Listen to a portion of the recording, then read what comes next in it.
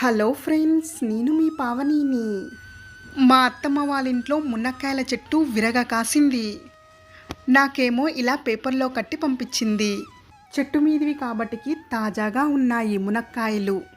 ఇలా చిన్న చిన్నగా కట్ చేసి పొట్టు సగం తీశాను. దీనితో పాటుగా ఉల్లిపాయల్ని టమాటా క్యూరీ కూడా చేసుకున్నాను. ఒక స్టవ్ మీద ఎగ్స్ని ఉడికించుకున్నాను. ఇంకొక స్టవ్ మీద బాణీ వేసి నూనె పోసి పోపు దినుసులు వేశాను.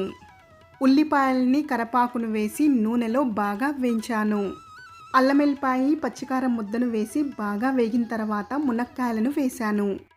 5 నిమిషాల తర్వాత టమాటా క్యూరీని వేశాను. టీ గ్లాసు వాటర్ పోసి మునక్కాయలు బాగా మగ్గిన తర్వాత ఎగ్స్ను వేసి ఉప్పు కారం ధనియాల పొడి వేసి మూత పెట్టాను. ఈ గుడ్డు మునక్కాయల కర్రీని వేడి అన్నంలో సర్వ్ చేసుకొని తింటే చాలా బాగుంటుంది. కొంచెం వెళ్ళేటప్పుడు సబ్స్క్రైబ్ చెయ్యరా?